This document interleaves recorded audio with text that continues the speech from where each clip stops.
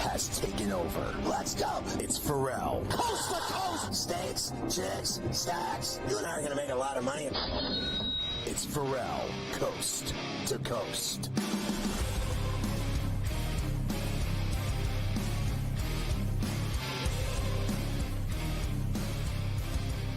Heavens to Betsy, look who it is. PA on the mic, the legendary Paul Allen, the voice of the Vikings in Minneapolis. Look at him, styling as usual. Great to see you, buddy. Merry Christmas. I want to ask you, first of all, you're obviously friendly with Cousins.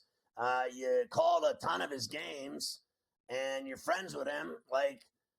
What did you think watching him kind of peel apart in the last 5 weeks and lose his job and his career in Atlanta with that $180 million, up in smoke?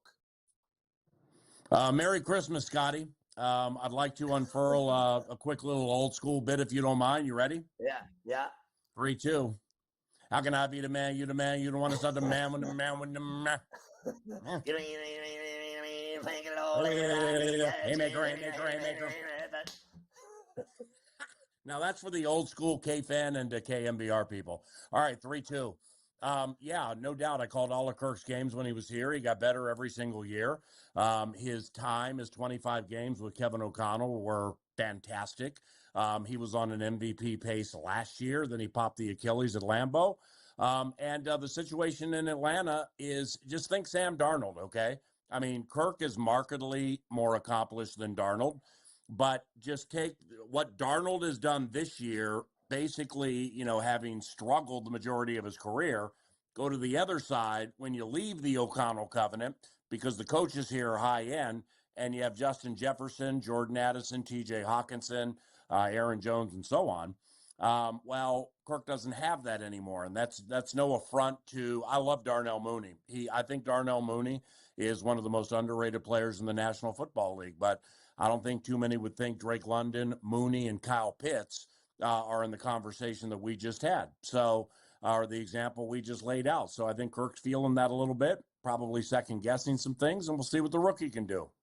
So do you, what was you have to be jacked that they caught the Lions and where they're sitting and their record, and as they go to Lumen Field this week, that they have caught the top team, and many believe in the NFL and certainly in the NFC. I'm not sure I buy that. I think Philadelphia has something to say about it, and so do the Vikings.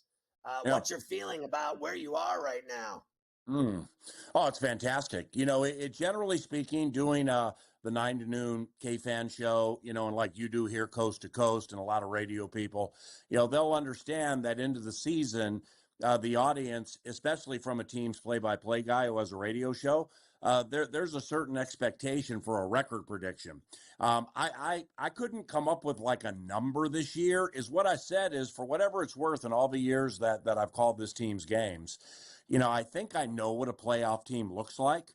And I don't know if it's going to be a 9 or 10 win playoff team, or if it's going to be a 13, 14, or 15. But what I was seeing, organized team activities and training camp, I knew this was a playoff team. And Darnold was better then. But, the way he's played really since the Jacksonville game, about the last 4 or 5 of them, wow. I mean, he's been as good as anybody in the league. So I love the team. I love the close-knit nature. I love how they're able to overcome injuries. Like, they lost their left tackle, Christian Darrisaw, one of the best in the game, about a month and a half ago. So what's the general manager, Kwesi Adofo-Mensah, do? Goes out and gets Cam Robinson from Jacksonville. And you got to sniff things like that out. I mean, Cam has some high end to him. Now you got to pay for it, but you got to know players like that are available. And just the whole regime here is playing really, really fast right now. Game at Seattle will be tricky. And, before I joined you guys, I was listening to you and my guy from Long Island touting games. So, I hadn't really looked at games analytically or critically yet. So I did for a little bit. And as the Lions go, all right, and the Lions are one of my 3 favorite teams in the NFL. I've always liked them. Got the Vikings 1, Cleveland 2. Their coach, Kevin Stefanski, used to be with the Vikings, probably the best friend I've ever had in the NFL. I love the guy, and I always root for him to win. But with the Lions, they got 22 guys on injured reserve, and they've lost 12 starters. And when they lost Aiden Hutchinson, that was right before they beat us at US Bank Stadium. All right, they've overcome it. They've overcome Alex Anzalone, kind of a heart and soul guy to their defense. This David Montgomery loss, this is a big, big, big loss for the way they run offense. I mean, it's 12 touchdowns and 1,000 yards from scrimmage, but you got Jahmyr Gibbs running around people, and he's high end, but Montgomery was the one to smash on you first. Right. So I know what I just saw in the Bears. The team's unorganized. However, they're plus 10 in the take give. Their quarterback's gone 285 or so without a pick, and they move the ball, but then they get these stupid pre-snap penalties or not even really turnovers. They'll just flub something. Yeah. So I don't know what they're getting, but they're at home, and this is the first for the Lions without Montgomery. I kind of like Chicago in this game. So as far as Sam in the future, because McCarthy's had 2 knee surgeries, and is their plan to just go to him? Because I'm hearing, Sam Darnold's going to have 15 job offers. What is the Vikings' plan for the future? I know they're worried about right now, sitting where they are, in the position they're in. The postseason is right around the corner doing push-ups. But let's face facts. There's people talking about him playing back here in New York. Well, if it was a gun to the head situation for the GM or the head coach right now, I would imagine they probably have a great feeling as to exactly what they want to do moving in the offseason. You know, they've done a really good job with reclamation projects, Scott.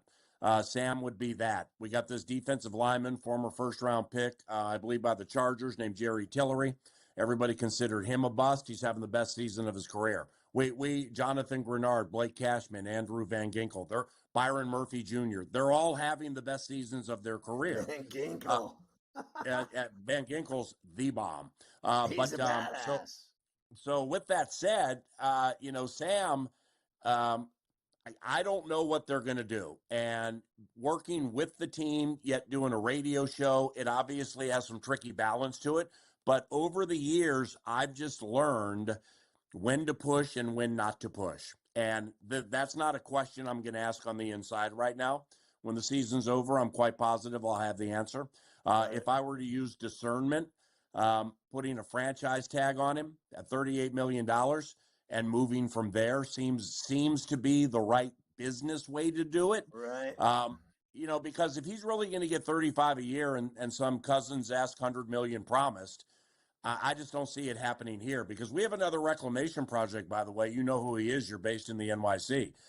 Daniel Jones. And, Darnold, like Jones, a former first-round pick. Daniel, now that I've gotten to know him a little bit and watch him on the practice squad in practice, okay, he's skilled. Everybody knows that. And he made a lot of mistakes. Everybody knows that. But I just think he needed to chill and just get away from that situation for a little while. No doubt.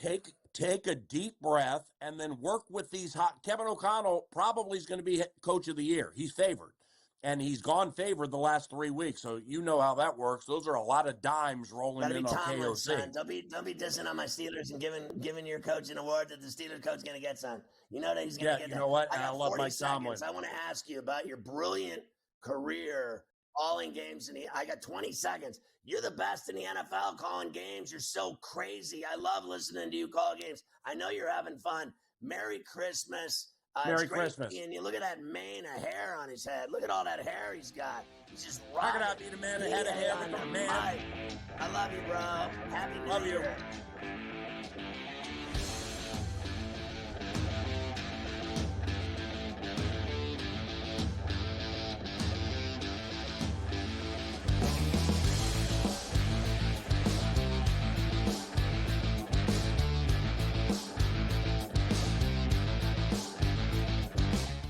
So my team didn't win this weekend, but I still did with this app that's taking over the game. Sports Millions Pick'em lets you make quick and easy predictions. Pick your favorite players, go higher or lower, and you can still win big even if your team loses. Plus, the multiplier is insane. With just a few picks, you can win big money. So get on it. They've got a welcome bonus to help you start off your winning streak.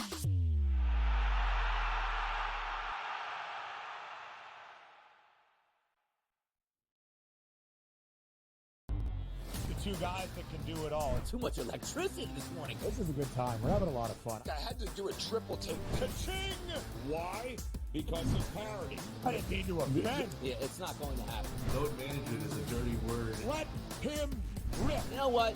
Circumstances provide the results. What? How do you do this once? Oh, Donnie, you got such a good show there. A network that is booming. The Early Line, only on SportsGrid. Your gut says Miami is going to win, and you should take the over. Your gut also said your NFT selfies would only go up in value. They didn't. But your head is on SportsGrid and knows the QB is in concussion protocol. The backup has a 45 QBR against the zone coverage. The New York D has the most sacks in the league. So yeah, trust your head. It's smarter to be on SportsGrid. The sharpest football contest show in the land, the Las Vegas Football Contest Show, focuses on Circa Sports Million, Circa Survivor, and the Westgate Super Contest, handicapping the games and releasing our contest picks every week of the season. With two former Super Contest winners, Brady Cannon and James Salinas, a former NFL player, Mike Pritchard, and over $1 million in contest prize money won combined, the Las Vegas Football Contest Show will have you prepared this season like none other. It's a new era in CFP to start off this year, put on full display. My take on this game is simple. I know some people will be upset about it. Good riddance to the Pac-12. Can you do it in terms of the week to week to week? I don't see a pathway for this team to miss the college football playoffs. We want to make sure you have those best bets in the entirety of our betting cards. That was but he had that program was already going there. Only on SportsGrid.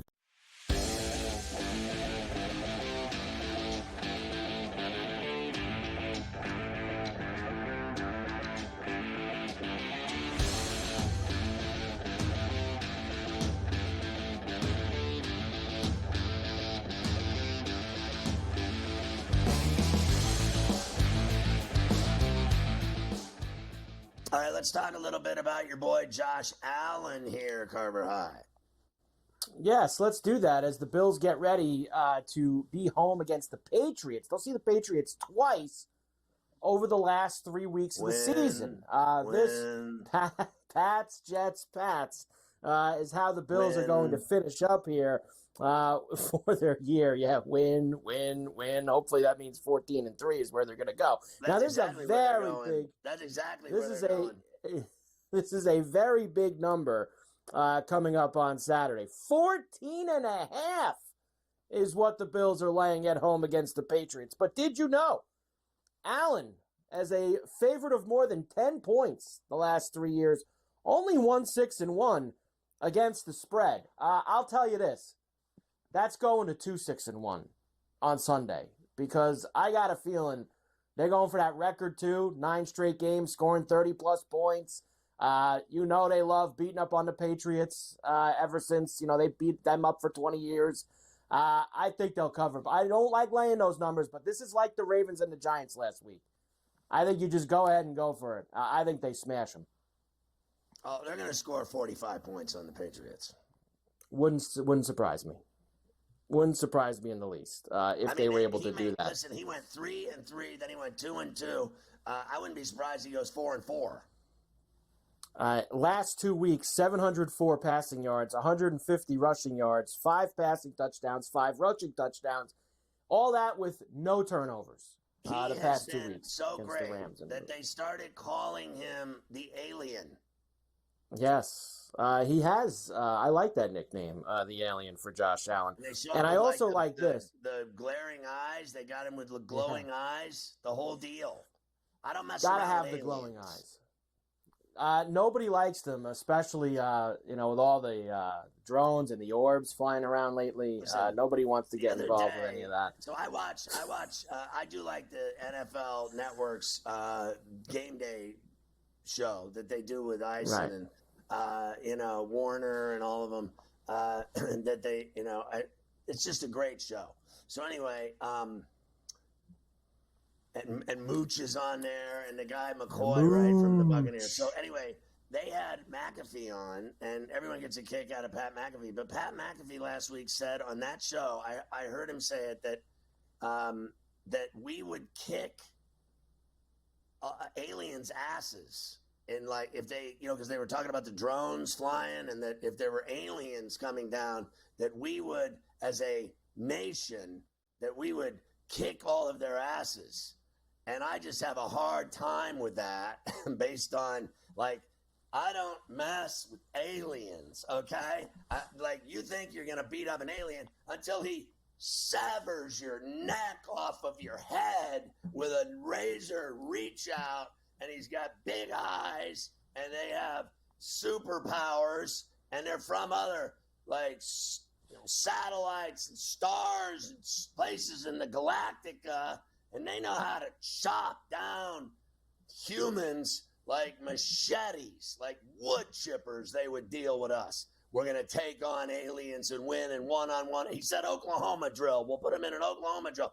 Do you know how badly, if a spaceship landed and 150 aliens came out of the spaceship, what they would do to us? They would obliterate us. Know that. I don't mess with aliens. Not only that, I watched all the Alien series movies, every one of them, including the latest one. Never mess with things that's mouths open up and they have 45-inch teeth and tongues that can come out and suck your face off. Know that. I want to be clear here today, Carver High. We do not mess with aliens on Coast to Coast. Ever. Well, remember, it wouldn't just be us. It would be a worldwide effort, like an Independence Day. The whole world would have to come together to be able to get that done. Yeah, I know. They are going to look pretty good. The Bills usually break out these towards the end of the year around Christmas time. They're going to be wearing the red. Look at that. The red on top. Whoa, but now they usually 50. go all red, but they're changing it this year. They put the white pant with the red jersey this year. So nice change for them, which Sully looks a little bit like the old Patriot uniforms, right? The Pat Patriot with the red top, and they're doing it against the Patriots. They're wearing those this week. So they're going to, hey, I'm all for any time that the Bills can embarrass the Patriots. I'm all for it. Certainly know they embarrassed the hell out of us for 20 years. So why don't we take a few shots at them? Next for you, a few other numbers. Terry McLaurin, Washington, fourth player in NFL history with 50-plus grabs and 900-plus receiving yards in each of his first 6 seasons. How about this company? Mike Evans, A.J. Green, and Randy Moss. That is not bad at all. Washington is home for the Eagles this week. Eagles are laying 3.5 at the dump with a 45.5. Do you think that the Eagles will continue their hot run against Washington on Sunday? I think the Eagles are better than the Commanders, but I could see Washington covering that number in that game at the dump and ending their 10-game winning streak. I think they got up for that Steelers game like it was the Super Bowl. And this, to me, even though it's a divisional game, I could see him having a dramatic drop in enthusiasm. And I think Daniels can beat him. Yeah, I mean, what have they won now? 10 in a row, the Eagles. Yeah. I mean, they're just gonna keep rolling this all the way into the playoffs and the Super Bowl. I don't know. If you're gonna get tripped up, now's the time to do it. Is before the playoffs is when you want to get tripped up heading into the season. Speaking of Mike Evans, I just mentioned him. He needs 251 receiving yards in the last 3 games to reach 1,000 for the 11th straight season. And there's only one other guy who's done that. And you talk about rarefied air as a wide receiver. When you and Jerry Rice are the only 2 guys who have done something, you know what they call that, Scotty? That's called gold jacket stat. That's a gold jacket stat right there for Mike Evans. 11 straight 1,000-yard seasons. And you're right, toenails. In the Hall of Very Good. But we love toenails. He's a big-time gamer. He will get that done. All right, I have a couple of other things. I'll try to get through them before you talk to Joe. I'll never forget those toenails. I've never seen the toenails at the Intercontinental.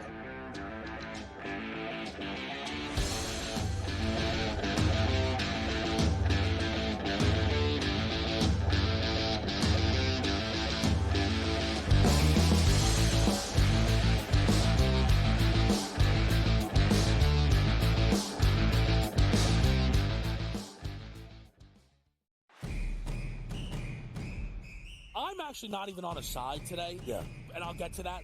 Why are you on Texas? I gave them a chance. Maybe not me as the overwhelming authority in college football, but entering that game on this set to you guys, I said there is one elite defense entering the matchup in Austin, back to end out October. It's not the Bulldogs like it used to be. It is Texas.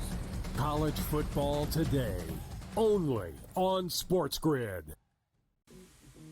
Right here with you on Pro Football Today on SportsGrid. Odds in motion, trying to see what lines have moved throughout the week. Never felt more comfortable in this set than I do for this year. I'm ready. I'm just getting out. The hot takes are going to be here all long, people. You don't want them to go 13-0 and then lose the first round of the playoffs. Red. This is their last shot. They don't really have anywhere else to go yet. Hot take. By the time I hit, I guess what, Route 33 up here, that ticket's cashing. Only on SportsGrid. The Bostonian versus the Book. I remember one time, I don't know if Kenny will remember this, I said put 100 on, I think I left it on a text, put 100 on this horse that won, and then Kenny called me back later and goes, hey, I never got the text. And I'm like, no. Oh yeah. Remember that, Kenny? I would never stiff anybody. He texted me as they're loading into the gate, maybe, like, it's too late. The Bostonian versus the Book.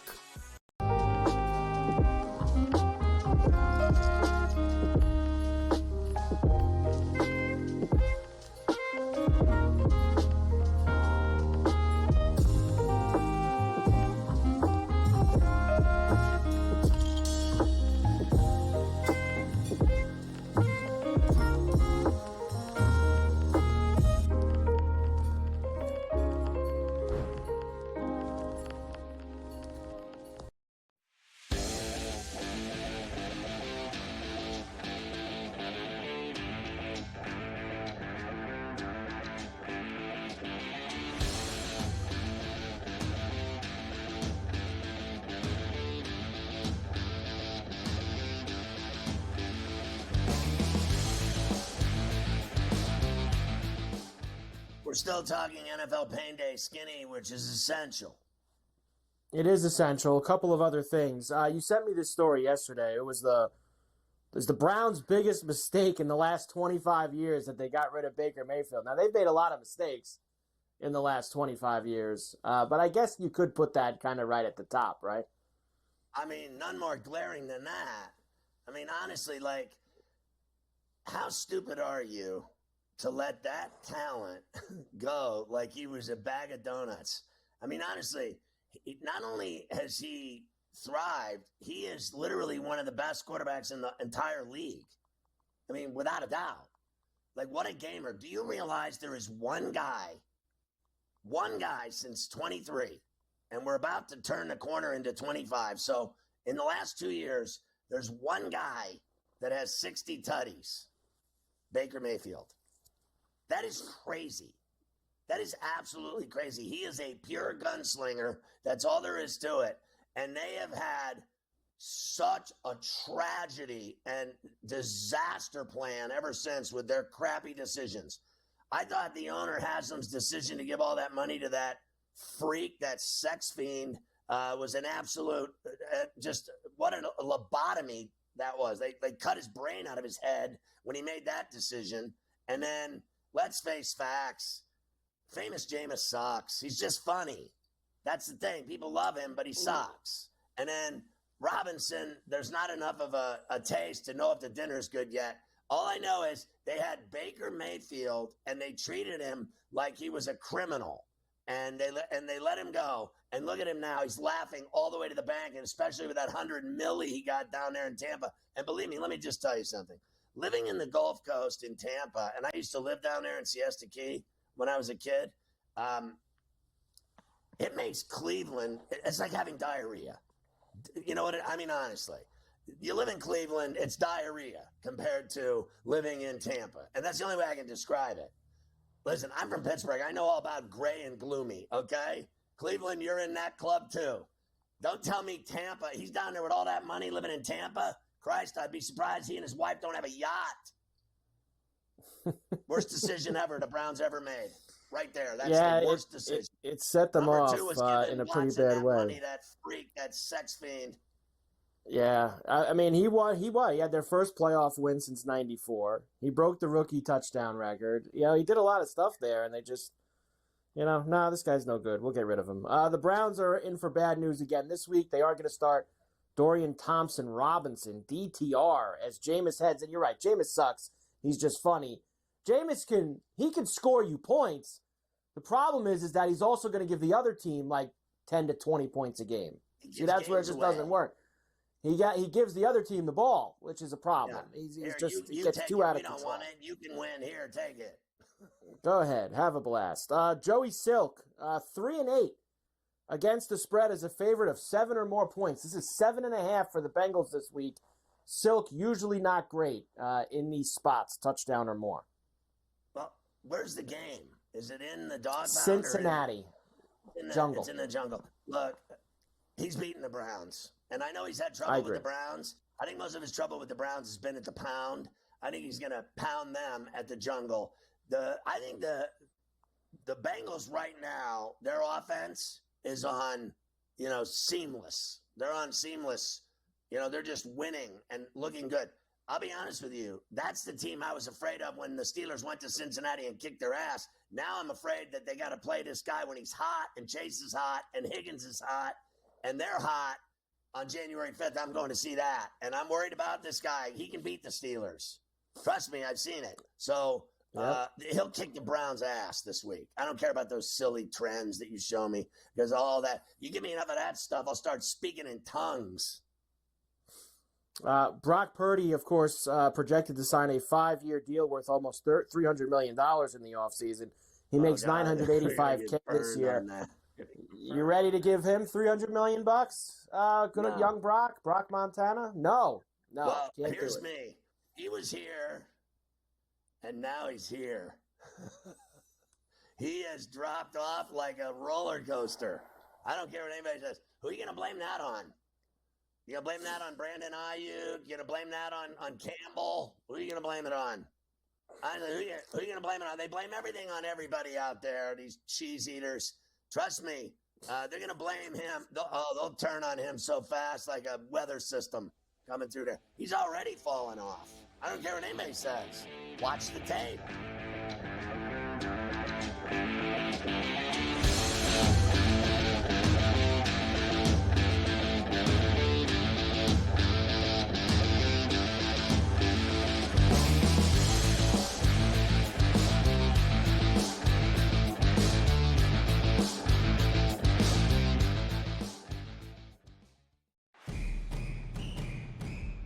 I'm actually not even on a side today. Yeah. And I'll get to that. Why are you on Texas? I gave them a challenge. Maybe not me as the overwhelming authority in college football, but entering that game on this set to you guys, I said there was one elite defense entering the matchup in Austin back to end out October. It's not the Bulldogs like it used to be. It is Texas. College football today, only on SportsGrid. Right here with you on Pro Football Today on SportsGrid. Odds in motion, trying to see what lines have moved throughout the week. Never felt more comfortable in this set than I do for this year. I'm ready. I'm just getting the hot takes are going to be here all long. You don't want them to go 13-0 and then lose the first round of the playoffs. Red. This is their last shot. They don't really have anywhere else to go yet. Hot take. By the time I hit, I guess what, Route 33 up here, that ticket's cashing. Only on SportsGrid. The Bostonian versus the Book. I remember one time, I don't know if Kenny will remember this, I said put 100 on, I think I left it on a text. Put 100 on this horse that won, and then Kenny called me back later and goes, hey, I never got the text. And I'm like, no. Oh, yeah. Remember that, Kenny? I would never stiff anybody. He texted me as they're loading into the gate, maybe, like it's too late. The Bostonian versus the Book.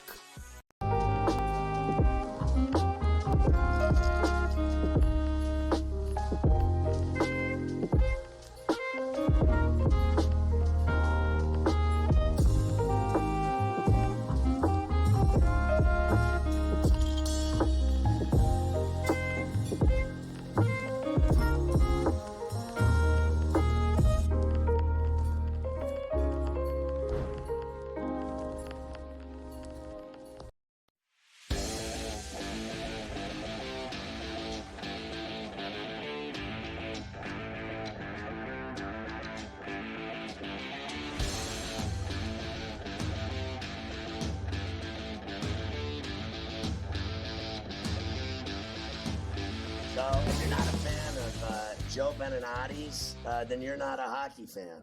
Like, so the other night, I wanted to listen to Goldie on Ice, Steve Goldstein and Randy Moeller call a Panther game against the Oilers at Rogers. And then some nights I want to watch Joe Beninati call a Capital game because he's a legend. And we got Joe B on Coast to Coast today. Like, Mafia's like giving me Christmas presents today. Paul Allen of the Vikings, Joe Beninati. I mean, what is next? Joe, Merry Christmas. Good to see you, pal. Same to you, my friend. Good to see you. Better to hear those dulcet tones as usual. Hey, so Joe, now I almost fell over when they lost to the Blackhawks. I can see losing to the Stars, but they had won 3 in a row before that.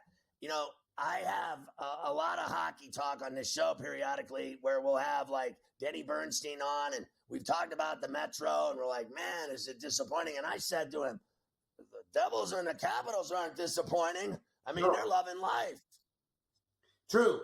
And I'm not going to offer – I know the players aren't going to offer excuses. They're incredible athletes. But the schedule's done Washington no favors. Everybody's going to say the same thing around the league. But there have been so many back-to-back game scenarios, 3 games in 4 nights, 4 games in 6 nights. And I'll double it up with the way the Caps lost in Chicago an evening ago.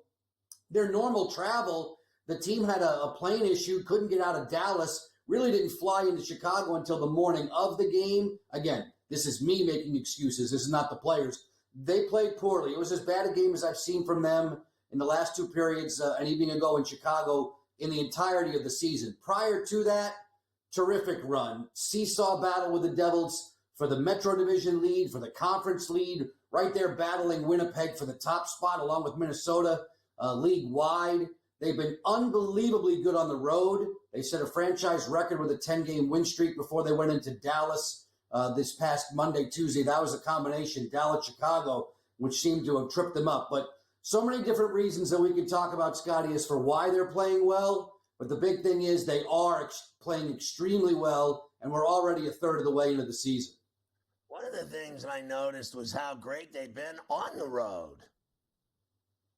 Simplifying the game, and when you're scoring goals the way they've been scoring, Scotty, they can beat anybody anywhere. And it's so interesting that they've been without Alex Ovechkin for about a month's time now since the broken leg injury sustained in Salt Lake City, and their offense hasn't fallen off. And Alex was on a major, major roll prior to the injury. I think it was 15 goals in 18 games. But all in all, the offensive production's been there from the get-go, and especially so on the road. They've been able to generate offense. They're never out of a game. If you look at their record, I want to say they have 21 wins. 13 of those are come from behind kind of wins. At some point in time, they were trailing in the game. So they know they have the ability to turn it on and finish. And maybe that wasn't sustainable. Their shooting percentage was through the roof in October and November. And yet still, I see them right around 4 goals a game, which is pretty close to the darn NHL league.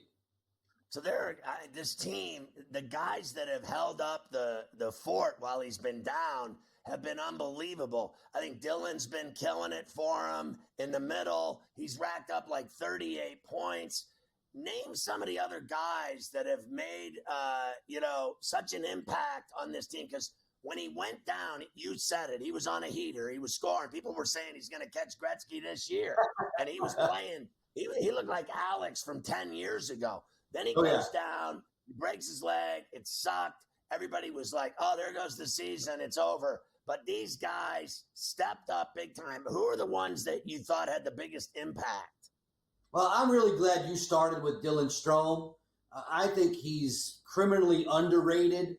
From a playmaking standpoint, he's been great ever since he's arrived in town, but especially so this year. That game has elevated. You know, the Caps look pretty solid down the middle. Every good team, every team that's going to contend is strong at the center spot. When you can go Strome, Dubois, Eller, and Dowd, you've got all the combinations there. But you started with Dylan Strome from a playmaking standpoint, excellent. Dubois' numbers don't jump off the page offensively, but Scotty, he's answered every defensive challenge that Spencer Carberry has asked him to do. And that includes the likes of Matthews, McKinnon twice, Barkov, Rope hints, he's not afraid to match up Dubois with anybody, and Pierre-Luc takes that challenge and runs with it. Offensively, as far as picking up the slack since Alex has been down, the Caps were hoping for big things from 3 youngsters, Hendrix Lapierre, Alexei Protas, and Connor McMichael. Lapierre hasn't delivered. They're still waiting. But Protas and McMichael sure have. They have been having career years, and we're nowhere near the midway mark. They've helped to pick up the scoring. The power play has produced well, even in Alex's absence. Jacob Chikrin on the back has put them over the top with his offensive punch. He's right there with the likes of Werenski and Makar in goals this year. I mean, Connor McMichael is a stunner for me. Most people never heard of him. The kid out of Ontario, and then 14 goals. I mean, he's among league leaders. Finishing ability has improved. He's put an awful lot of work in. His skating burst is what the coaching staff really likes. He's able to separate from defenders, and he's always had a knack, at least since I've known and followed him and watched him since he was working with Dale Hunter's London Knights in the OHL. He has the ability to shoot it, pick corners, and finish, and this year it's going in for him. Protas is the guy that has really made the gigantic leap, and I guess that's figuratively and literally. He's almost 6'7". He looks like NBA small forward out there, and all of a sudden, though, he's worked so hard in the offseason, shooting with his quote-unquote little brother, who's only 6'5", who's a Caps draft pick, worked really hard on his skating, and they're starting to see the fruits of all that labor. How about this coach of yours, Carberry? We talked about him on the show. Denny Bernstein brought him up, that he's just been fantastic, what he's doing with the Capitals. And I guarantee you no one's ever heard of him, but they're starting to know who he is now. Yeah, Spencer's having, he's very relatable with the athletes. He's not far removed from them age-wise. I want to say Warsofsky in San Jose and Carberry are the 2 youngest in the NHL. Spencer has come in, and he was known inside the organization, Scotty.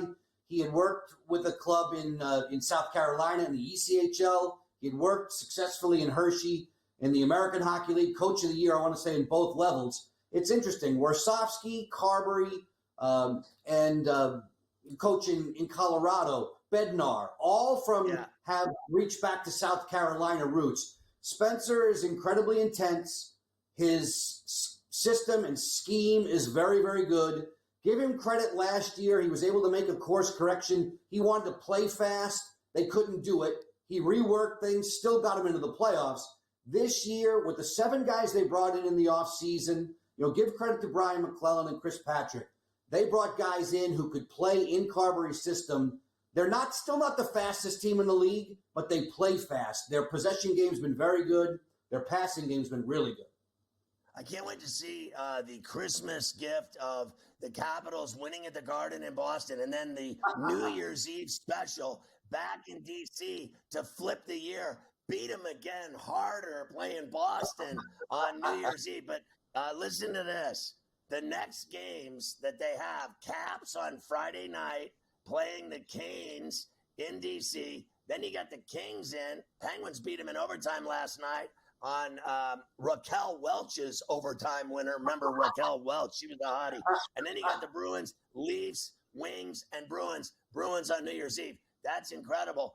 A lot of great games. Joe, I can't tell you how thrilled I am to have you on today talking about the Capitals. Good luck the rest of the way. I think they're going to be a tough customer to deal with the second half and in the Stanley Cup playoffs. I hope Ovi gets back to good health and he'll catch Gretzky one of these days. That's going to be very exciting to hear you call that happen in the NHL lore. Joe, I love you. Merry Christmas. Happy New Year, my man. Same here, bud. Thanks for making me smile with Ricard and Raquel Welch.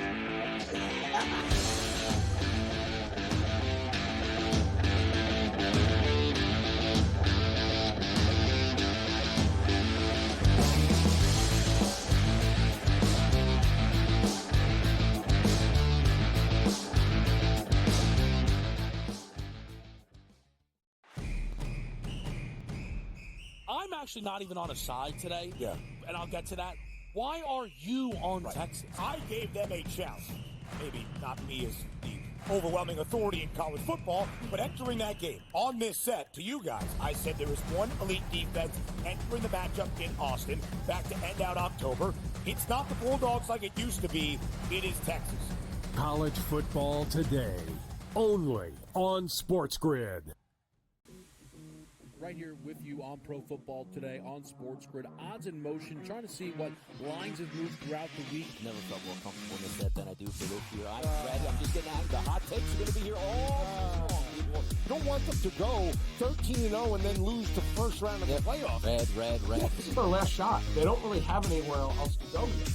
Hot take. By the time I hit, I guess what, Route 33 up here, that ticket's cashing. Only on SportsGrid. The Bostonian versus the Book. I remember one time, I don't know if Kenny will remember this, I said put 100 on, I think I left it on a text. Put 100 on this horse that won, and then Kenny called me back later and goes, hey, I never got the text. And I'm like, no. Oh, yeah. Remember that, I Kenny? would never stiff anybody. He texted me as they're loading into the gate, maybe. Like, it's too late. The Bostonian versus the Book.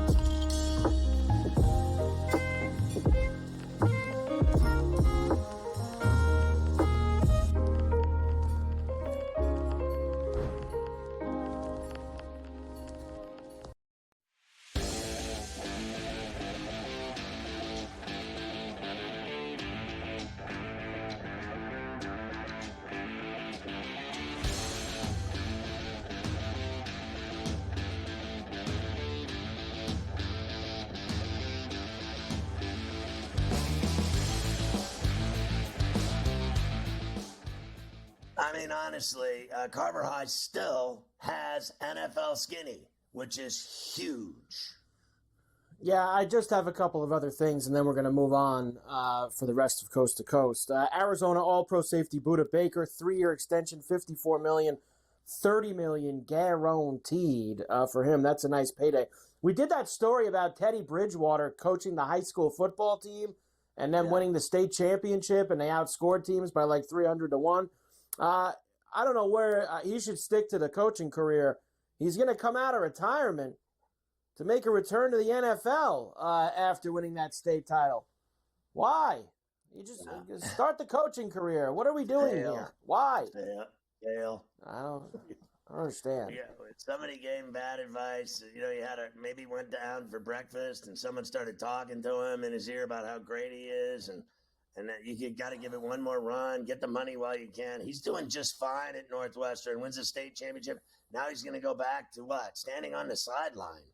Well, when I first read it, I almost thought it was a joke. Like it was almost like that. Now this was a real story, obviously, but remember Disney did the movie about the guy who coached the high school baseball team, and then he got they won the title, so the kids told him he had to try out to be a pitcher again. Jim Morris, right? Morris, that guy. And he went and got signed by Tampa because he was still throwing 98 when he was like 40 years old.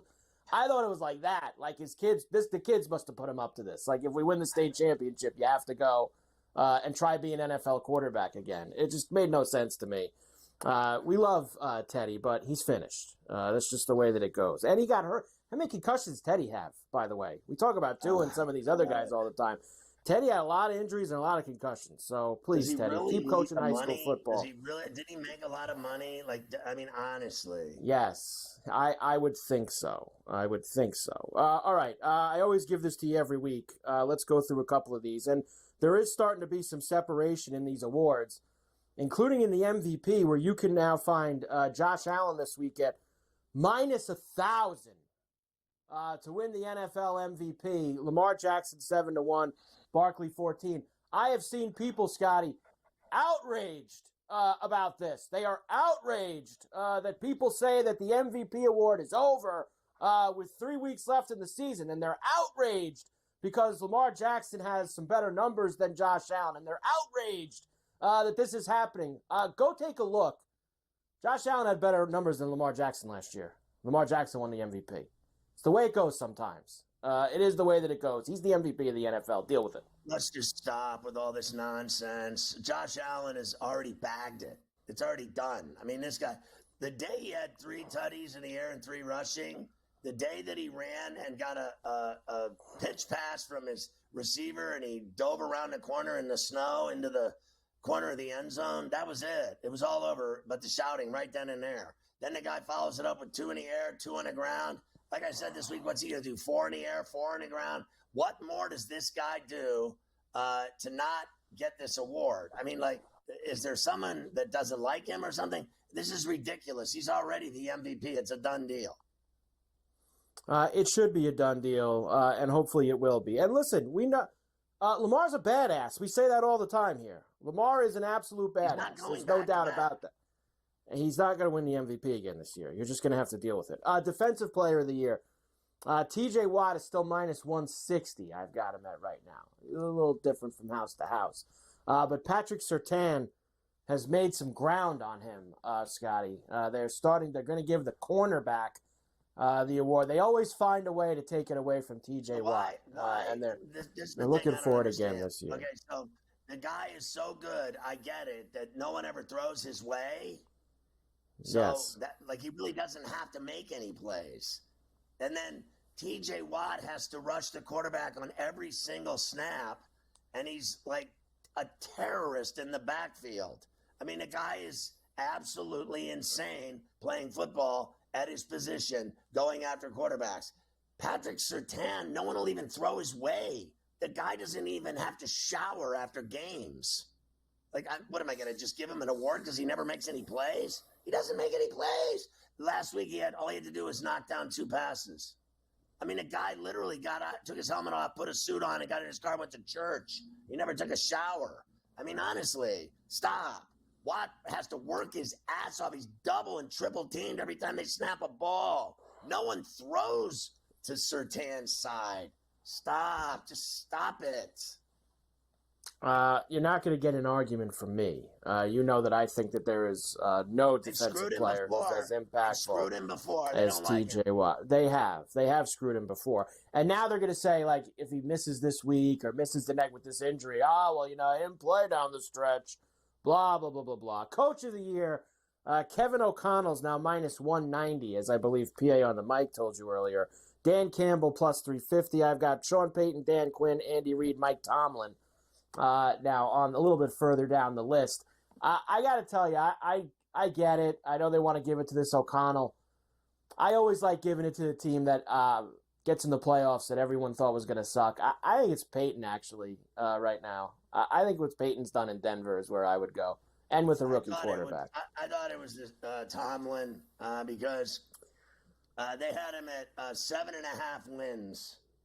And he's got 18 straight years of winning. He's never won it, and he's about to win the North. And obviously, he won't get it again. They'll give it to the guy with the best record.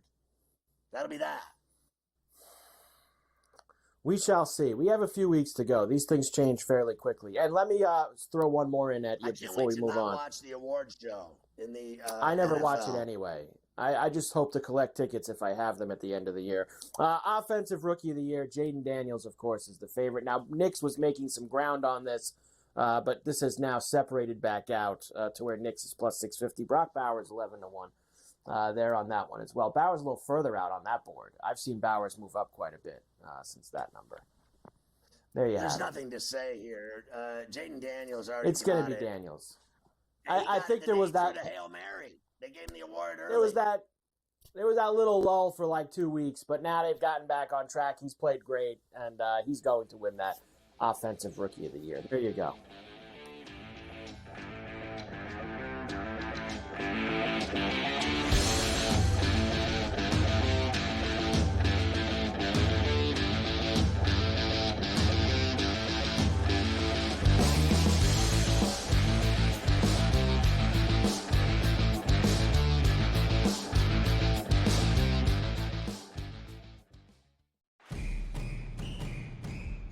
I'm actually not even on a side today. Yeah. And I'll get to that. Why are you on Texas? I gave them a challenge. maybe not me as the overwhelming authority in college football, but entering that game on this set to you guys, I said there is one elite defense entering the matchup in Austin, back to end out October. It's not the Bulldogs like it used to be. It is Texas. College football today, only on SportsGrid. Right here with you on Pro Football Today on SportsGrid. Odds in motion, trying to see what lines have moved throughout the week. Never felt more comfortable in this set than I do for this year. I'm ready. I'm just getting out. The hot takes are going to be here all long, people. You don't want them to go 13-0 and then lose the first round of the playoffs. Red. Yeah, this is their last shot. They don't really have anywhere else to go yet. Hot take. By the time I hit, I guess what, Route 33 up here, that ticket's cashing. Only on SportsGrid. The Bostonian versus the Book. I remember one time, I don't know if Kenny will remember this. I said put 100 on, I think I left it on a text. Put 100 on this horse that won, and then Kenny called me back later and goes, "Hey, I never got the text." And I'm like, no. Oh yeah. Remember that, Kenny? I would never stiff anybody. What he texted me as they're loading into the gate, maybe, like it's too late. The Bostonian versus the Book.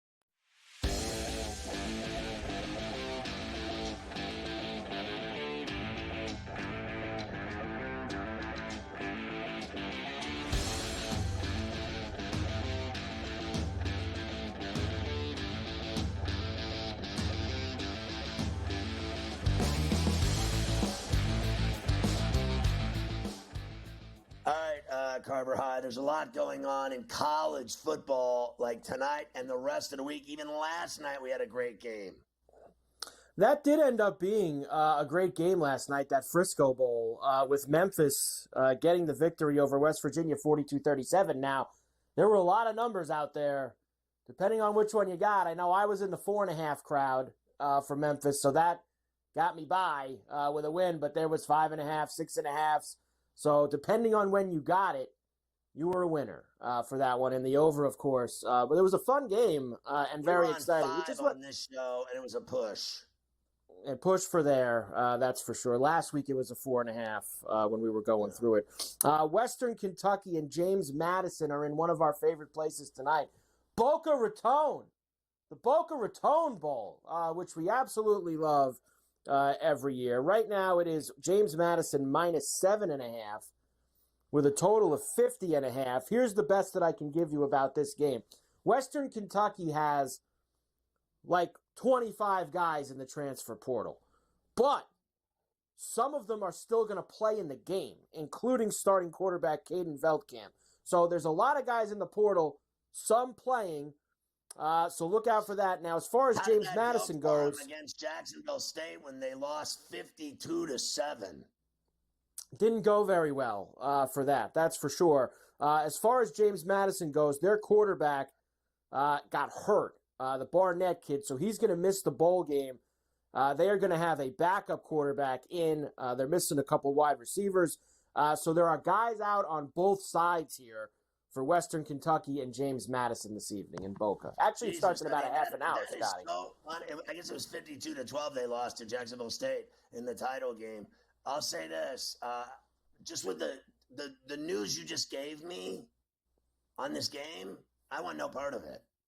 I'm not betting on a team that has 25 guys in the portal and one guy playing quarterback, and then the other team doesn't have their starting quarterback. The Western's lost 3 of 4. James Madison lost their last 2 games. I mean, this is like asking to have the flu. This is not ideal. If you're trying, and it's what makes it very hard when it comes with capping these bowl games. I'm not the other game, like I said, that game starts in about a half an hour in Boca. It's a 5:30 East kick for that game. 9 o'clock tonight in LA at SoFi. you will get the LA Bowl. Now, this is between Cal and UNLV. Right now, UNLV has now moved out to a 3.5-point favorite in this game with a total of 45.5. And why is that? Well, here we go. Let me give you the laundry list here. As you know, Odom is gone at UNLV. Wide receiver coach Del Alexander is going to be the interim head coach tonight. Offensive coordinator will not call plays after being passed over for the head coaching job. They got all kinds of problems with the coaching staff there. Cal's starting quarterback, Fernando Mendoza, he went to the transfer portal. He's gone. Here's the other bad news for them. The backup, Chandler Rogers, he got hurt the last game of the season. So Cal will be on their third quarterback tonight when they play UNLV. There are several other guys in the portal for both teams. Very tough as well. But when it opened up, I bet UNLV at getting 2.5, and I'm still willing to lay 3.5 tonight, day of, because they are flat out better than Cal. They've had a great season. I think they have enough mustard to get this game in and get it done and cover. I got it at plus 2.5. Like I said, I'm willing to lay 3.5. I like UNLV. And I didn't also mention, I gave you all the quarterback stuff for Cal. Their leading receiver, the kid Hunter, he opted out too. He went in the transfer portal as well. So lots of offensive pieces for Cal, not going to be there.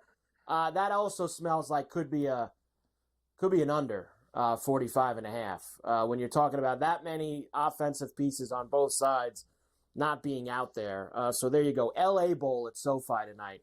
Cal and UNLV should be fun. A couple of coaching notes for you. Michael Vick did get a job. Now, there was all that Sacramento State stuff the other day. He actually got hired at Norfolk State. So he's going to be down there coaching. Yes. So Norfolk State for Michael Vick. And Wake Forest hired Jake Dicker today. They took him from Washington State. So he's done a real nice job with the Cougars the last couple of years. Jumps to Wake Forest and the ACC. I can't say that I blame him, to be quite honest with you. Michael Vick, from fighting dogs to back in the sport coaching at Norfolk State. He's come a long way since when his name was Mud. Yep.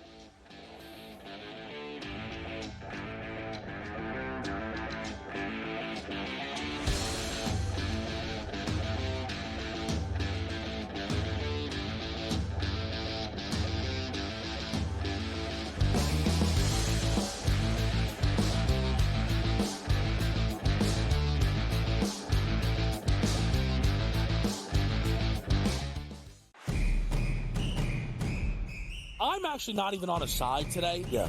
And I'll get to that. Why are you on Texas? I gave them a chance. Maybe not me as the overwhelming authority in college football, but entering that game on this set to you guys, I said there is one elite defense entering the matchup in Austin, back to end out October. It's not the Bulldogs like it used to be. It is Texas.